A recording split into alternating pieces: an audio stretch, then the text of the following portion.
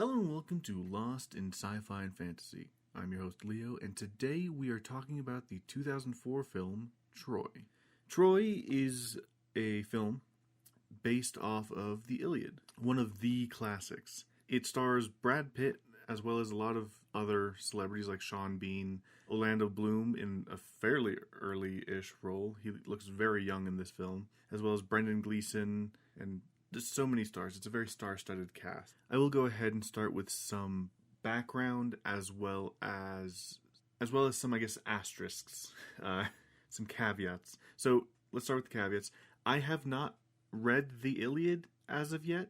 It is a Greek epic poem, and as such, it is very long. It's very long and very flowery wording. It's hard. I did try to read the Odyssey. It's continuation following Odysseus, which we will talk about next week. But I haven't read the book yet. So there's a lot of stuff I do not know whether or not it's in the original story or not.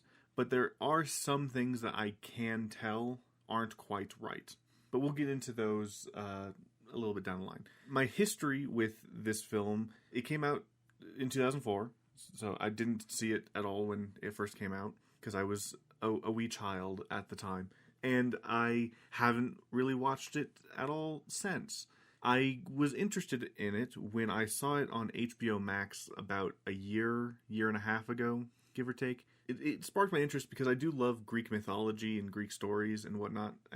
I am reading the entirety of the Percy Jackson franchise currently, so that kind of shows you, I really like Greek mythology and whatnot. But I've only read like half of the Odyssey, and I've not touched the Iliad yet because I know that a lot of the Iliad is the Trojan War.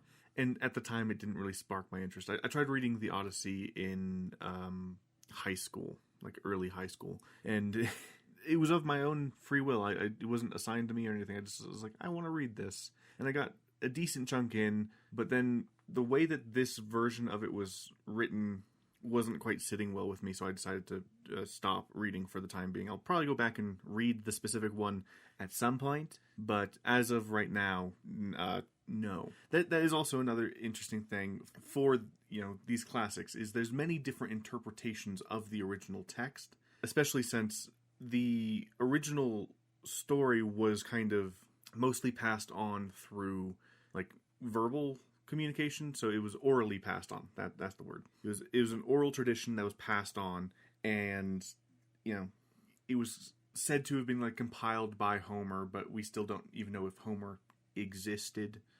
But it's still a really interesting story, and it depends on the version. But there's some things that definitely don't line up at all with the original story, and again, we'll get into those in a second. But yeah, so I saw it on HBO Max. I was interested in watching it. But it's a long movie. It comes in at about 2 hours and 42 minutes. And doing what I like to do, I procrastinated and pushed it off until it was eventually booted off of HBO Max. And then it came back like a few months later. And then it was booted off again. So I never got around to watching it. And then I decided, well, I know my family has it on DVD, so I'll just borrow it. And I'll take it with me when I go on my adventure. But yeah, that adventure has been delayed for the time being. But I decided to continue on with my planned schedule anyway because, well, I already had them planned and I want to talk about them. So I watched the film just about 10 to 20 minutes ago. And yeah, so let's go ahead and talk about it. So the biggest difference between this film and the original story, or the legend, if you will, is that the war in the original story lasted for 10 years, and most of the events kind of happened near the end of the story.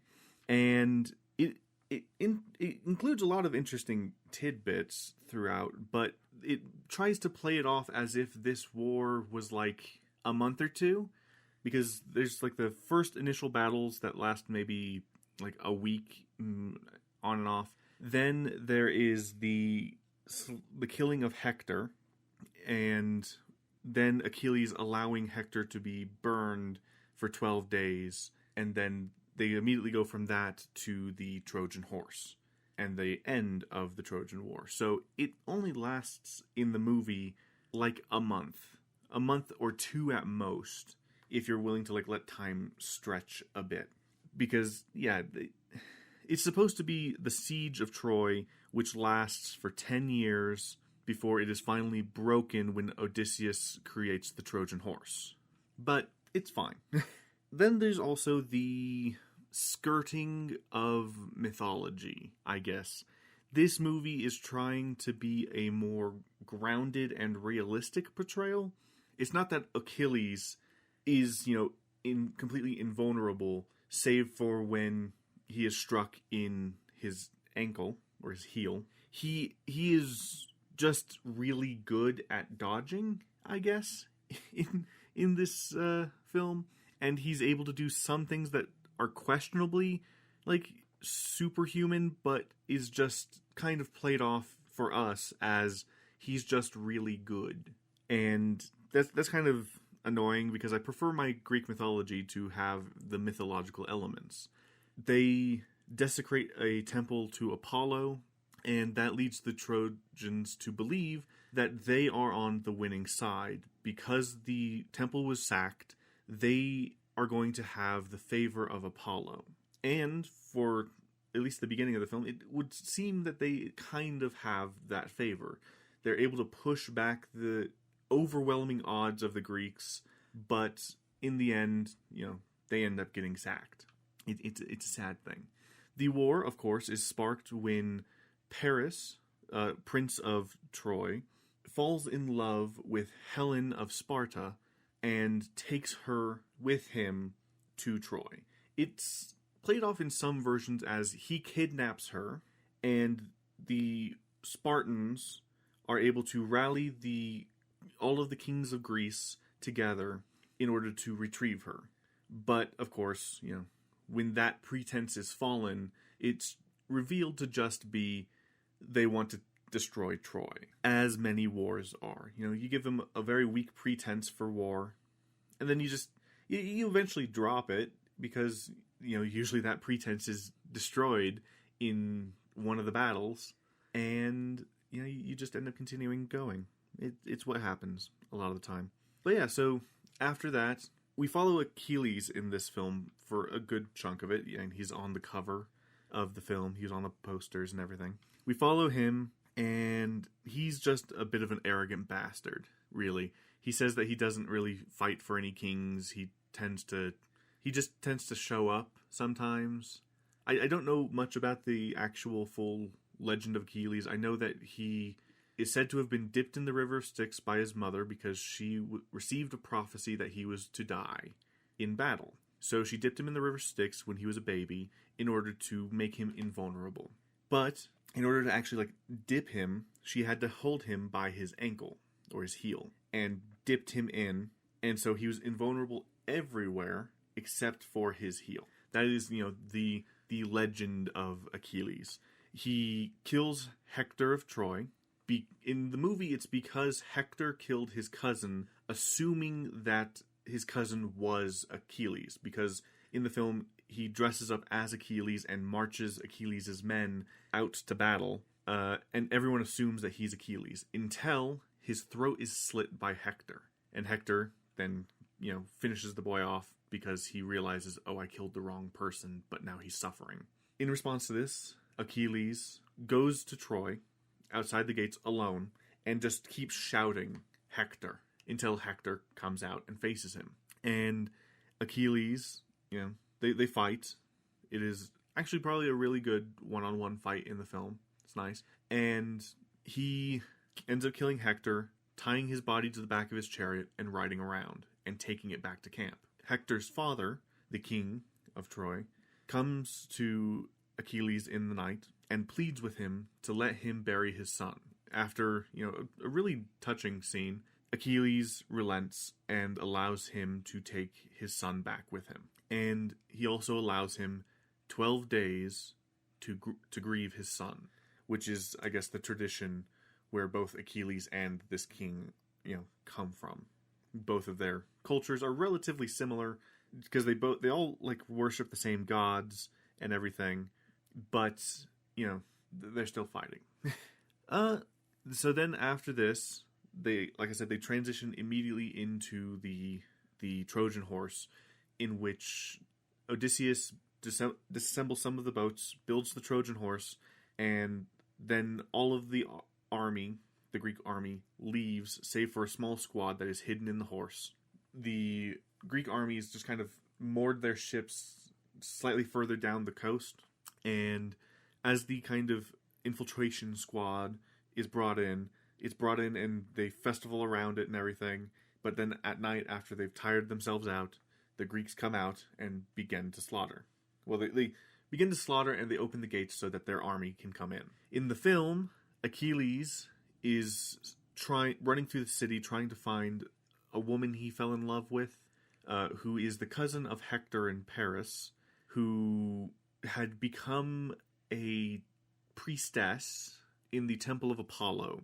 When they sacked the Temple of Apollo, they kidnapped her, and she was presented to Achilles, but then King Agamemnon took her, gave her to the men after their loss, the first loss at Troy, at the gates of Troy, and then Achilles took her back, and she fell in love. It's a weird side plot that I'm feeling pretty sure isn't in the story. It just felt a bit out of place. But I mean, it's relatively harmless. But his trouncing through the city, trying to find her, as she's also trouncing through the city, she comes against King Agamemnon, she kills him, then Achilles comes to her, but Paris finds him and assumes that he's trying to attack her, I guess, which is, I mean, a fair assumption when the city's under attack. And he shoots Achilles through the heel, and then shoots him many more times with arrows, but then Achilles pulls out the arrows and then dies, which I think is supposed to show that he was invulnerable, or he wasn't invulnerable the entire time. It's just that he got really, really lucky for most of his life, I guess. But it's still one of those things that's not fully explained. Now, as for some of the moments that I kind of appreciated, because I decided to do a little bit of research after I watched the film, as I like to do with movies like this, and there is a scene, because early on, Hector shows his wife an escape tunnel, because he feels that if he falls, so will Troy. And he knows that he is about to be challenged by Achilles for killing his cousin. So he shows his wife an escape route, and tells her to try to get as many people out as possible, but most importantly, she needs to be one of them. And so, after he dies, and again, the subsequent siege, or the subsequent Trojan horse and whatnot, she does that, and Paris also escorts Helen to the exit, and as he's about to leave, as he wants to go try and save his father, and also help defend the city as best as he can to help in the evacuation of Troy, he gives the Sword of Troy, which has been kind of established throughout the thing, as with it, the spirit of Troy goes and, Troy can live on. One of the things on Wikipedia, it says, the Romans later traced their origin to Aeneas, Aphrodite's son, and one of the Trojans who is said to have led the surviving Trojans to modern-day Italy. You see this scene in the film when Paris gives Aeneas the Sword of Troy and says what his father had told him to this random boy. He tells him that with the sword goes the spirit of Troy, and, the Troy shall live, essentially. Which is, I think, a really nice thing. It also had a hero named Ajax, which was kind of my favorite character in the film, though he has a very short existence in it. He's one of my favorites just because of his design. He's just a big guy, and he goes around with this big old hammer, like this war hammer, and he just wrecks shit, and I love it. He is killed by Hector in the film relatively early on in the first Greek attempt on Troy. So there's that. Also, according to this Wikipedia article, I know Wikipedia is not the greatest source, but still, it states that Paris also died, but we do not see that in the film. We see him kill Achilles, take his cousin, and try to flee to the exit, but literally the film then cuts to Achilles' funeral and voiceover by Odysseus. There's something that's kind of sad is it does not talk about, Odysseus's trouble, because the movie at the beginning and the end is narrated by Odysseus, I believe, and it's neat, but there's no hint at what comes next, what happens next. Especially since it's narrated by Odysseus, you would assume that it would show, at least a small hint would have been nice, but I guess it's not fully necessary. But yeah, the movie is long. You don't feel it too much, but when it slows down, you feel it. Because it slows down quite a few times. Because the film begins with it starts with a short battle in which two armies, Agamemnon's army and someone else's army, I can't remember, they meet, and to try to settle the fight easily, they pit their best warriors against each other. Agamemnon summons Achilles, while the other guy summons some other really big guy. And of course Achilles he's not actually at the battle, he's asleep in a tent somewhere. They send a boy to get him, and he comes and then does quick work of the man. Then it cuts to Paris and Hector trying to make peace with Sparta. Then it kind of cuts from there to the boat, where Paris tells Hector, well, he asks Hector, would you, help me no matter what? Would you stay by my side no matter what? And his brother says, that's suspicious. You haven't asked me that since... the last time you asked me that, you had stolen one of our father's horses or something like that. He had done something wrong. And Paris says, well, I have something to show you. And he takes him under, below deck, and shows him that he has Helen of Sparta there. And his brother immediately wants to turn around and return her, but then he comes to realize that that would not be a good idea. So war is inevitable, he has kind of decided. And, assists in bringing her to Troy, to where she's actually welcomed with open arms. And according to her side of the story in this movie, she was forced to marry, Menelaus of Sparta. When she was 16, she did not love him, she did not care for him. In fact, she stated many times that she would have rather walked into the sea than be with him until Paris showed up. And she then fell in love with him, and then, was willing to be absconded, but the Spartans saw it as a kidnapping situation, which was the last straw in getting them to help Agamemnon in his war to claim all of the Aegean Sea. And in doing so, they gather this massive army, which is very impressive, and they set off to war. And it shows when Achilles, when they're arriving to the beach, Achilles is a bit of a showboat.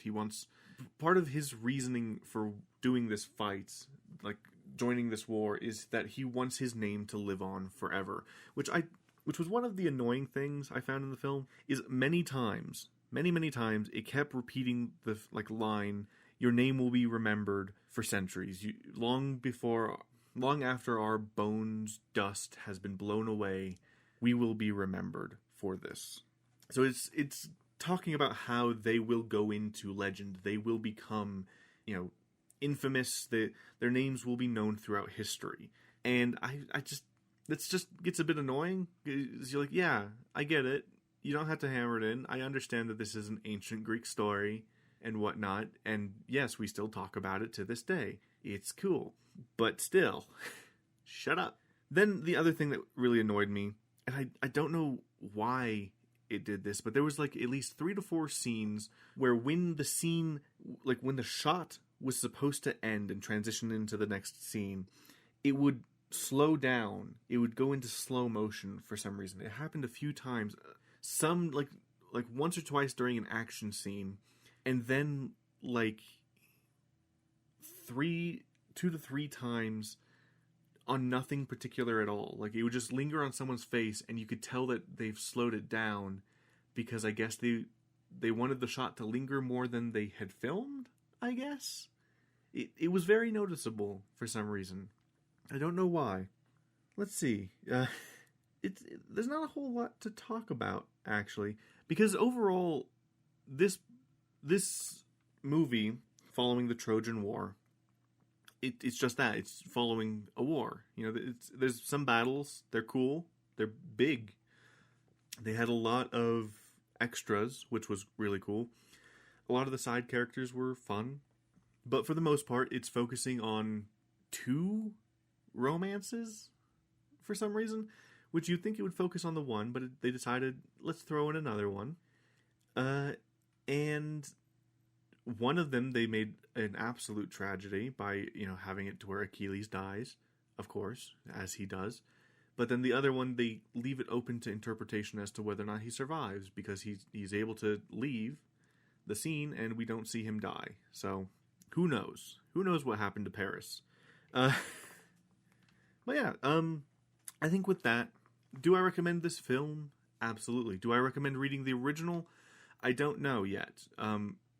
Overall, when it comes to classics, it's hard to recommend them unless you're really interested, because there's there's wording and whatnot that would absolutely stop some people in their tracks. And then you continue on and see, all these Greek names and whatnot, and you just your eyes will just kind of glaze over, and you'll just ignore it for the most part. And I completely understand that. A lot of old works are really hard to get into. I will eventually read the Iliad and talk about it on this podcast, and I'll read the Odyssey, especially the version that I'm not 100% on board with, and I will talk about them eventually. Not anytime soon, especially since I am currently in the middle of a book challenge that's going decently well. I will go ahead, and I'm just going to go ahead and record the update in this. I won't do a separate update. I'm currently recording this on a Thursday, so not my normal Sunday update recording. So I'll just go ahead and throw it in, because there is a lot to update you on besides, just the challenge. So we will start with the adventure update. So as I talked about earlier, the adventure has been postponed. It hasn't been canceled, it's been postponed. So the job I was hired to do, the client has had trouble with land acquisitions, I guess, is I think what happened. And so we have to wait. They have currently postponed the job until June. So we shall see. They're looking to see if they can place me anywhere else in the meantime, but from what it's looking like, I'm waiting until June. I was going to wait a little bit longer. I was going to wait until Sunday to do the update as normal. But with how long it's taking them to get back to me on the potential of another job, I'm going to guess that the answer's no. So I just have to wait until June. As they have reassured me, I have that job. They just need to wait until they can actually do the job. There's a lot of negatives that come with this delay. Besides the fact that literally it was delayed on the day I bought supplies for the trip. I bought supplies for the trip. I was ready to go, and then we got delayed, and that hurt. That sucked. That put me in a bit of a spin, which will help with what I'll be talking about later in the main book update. But another downside is the weather during this period of time that I was supposed to be working is ideal. It's relatively cool, and there would be lots of periods of time of cloud cover. But in June, that's when it starts getting really hot. And based off of what I've heard of the job description, it's going to be open fields for miles. So there's not going to be any real cover. The sun's just going to be beaten down. June's a terrible time to do it. But I will still do it. It gives some upsides, though. It gives me a chance to play Star Wars Jedi Survivor. I did pre-order it, and that was one of the negatives of the job, was that it lined up almost exactly to when Jedi Survivor came out. And so now I get to play it, and I'll probably play it, beat it, maybe platinum it, and then do an episode on it. We'll see. But yeah, I'm excited for that, and also it gives me a chance to kind of try to get a little bit more in shape for the job to come. Because I'll admit, I am not the healthiest person. I am not at all really in shape. But, hey, it's fine. I'll no matter what, I'll do the job that I am hired to do. That's what I do. But with that aside, let's go ahead and talk about how the challenge itself is going. It's going pretty good, though, as you may have guessed, with the stress and whatnot surrounding the job, I slowed down massively. So my plan was on Sunday to push as much as possible, and then Monday to push as much as possible to try to get the book done Monday, Tuesday, and then start the Last Olympian on Tuesday-ish, so that I could have it going and whatnot for Wednesday when the trip began, like when I would be on the road, and I would have a great opportunity to spend as much time as possible reading nothing but that book. But on Monday, the trip was canceled because overall everything was postponed. And then a lot of other stuff just kind of piled on, it would seem. It was terrible. Things have not been great this past week, but I did finish Battle of the Labyrinth. That is done. Tick.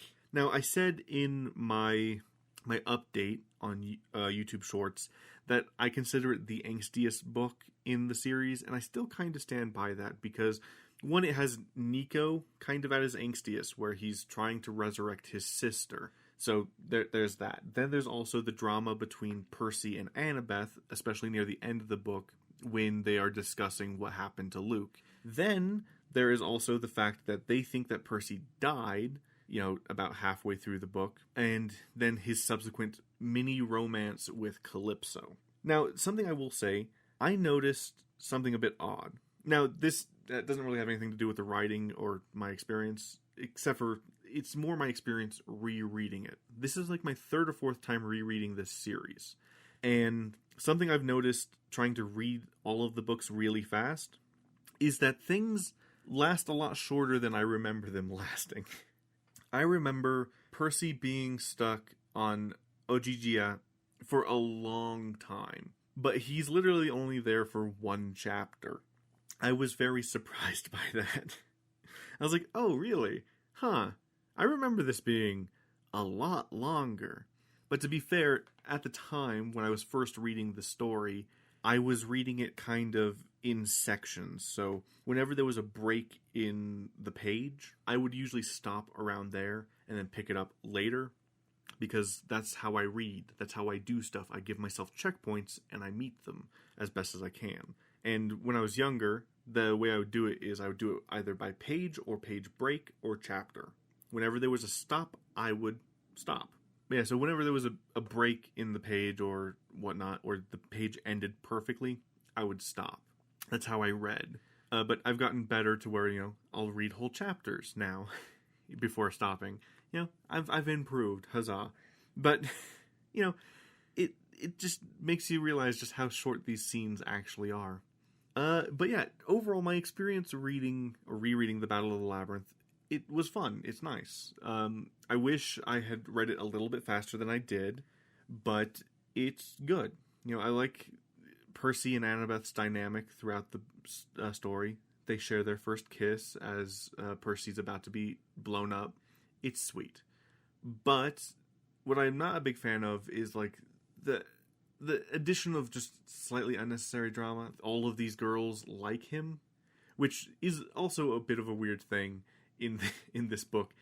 He ends up in this book having 3 girls like him, and he doesn't notice any of them until literally one of them tells him directly to his face, except for like slight hints here and there, which he still seems to ignore for some reason, when pretty much people have told him directly to his face, Annabeth likes you, and you very obviously like Annabeth, but they still kind of ignore that.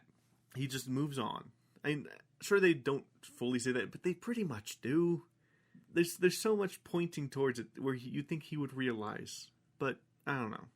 It's one of those little frustrating things, especially since, another thing I noticed, I could have sworn that he learns about the prophecy much earlier than the 5th book.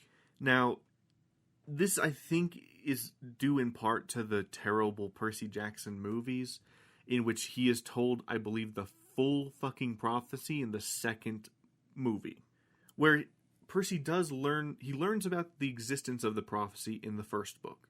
He learns the general idea of the prophecy in the second book, ever so slightly learning a little bit more about it in the third, and then not really learning anything new about it in the fourth. And then he's finally told the full prophecy only in the fifth book, and I keep forgetting that that's the case. I keep forgetting that he doesn't know the exact wording of the prophecy until the fifth book, which I keep forgetting every single time. It's kind of funny. I think it's because of the fact that he acts as if he knows the prophecy from the second book. Like, from when Annabeth tells him a little bit about it in the second book, he kind of goes on to assume that he knows the entirety of the prophecy throughout the rest of the books until he's finally told what the wording actually is in the fifth one. You know, it's one of those things where you're like, weird. But yeah, so I have currently not actually started The Last Olympian. I will be starting that today. It's one of those things where another reason I've been kind of delaying when I read is I know certain sections come up, and when I want to just be able to sit down and read through that entire section, you know, undisturbed. And so I put it off until a time where I can read it undisturbed. So, for example, the entire beginning of The Last Olympian, because The Last Olympian in itself is a kind of nonstop roller coaster the entire time, if I remember correctly, from the beginning. Because from the beginning, it just kicks off. Unlike some of the other books where, you know, there's a little bit of a build-up first, and then it kicks off. But yeah, so I've been holding off because I want to read like the first 5 chapters together. So we'll see. In general, the progress on the 5th book will be slow until Sunday, though there will be a good chance to read a lot of it on Friday. So we'll see where I'm at. But yeah, so sorry, this update's a little bit awkward because of the fact that it's done a lot earlier than I would normally do it. Because normally, the way I've been doing it is I would record the episode sometime during the week, edit that episode sometime during the week, and then on Sunday, I would record and edit the update. But I have kind of switched that around a little bit this week by recording the episode and the update together, kind of like I did on the first update. But yeah, so I'll have a lot more to update you on next week, as I will be pushing it off until Sunday doing the update to try to make sure that I have as much information in there as possible, especially seeing as after The Last Olympian, we will be beginning the first Spacer book, the first break book. I'm super excited about it because, oh boy, I need a little bit of a spacer. I'm looking forward to it, though it comes with its own challenges. But ideally, I would be starting that, well, around a week from now. With any luck, I keep saying it, but I hope I finish The Last Olympian by Monday. If not, it's fine. It's just these spacer books are where I'm most worried about time being eaten. So I do want to try and finish The Last Olympian as fast as possible. With any luck, I'll finish it on Sunday, which there will be no additional update recorded then. And then I'll start Shadows of the Empire and read it through. We'll see where I'm at and how things are going. Anywho, sorry for kind of rambling on near the end there. Thank you guys so much for listening. And I will talk to you guys next week. Yeah. Goodbye.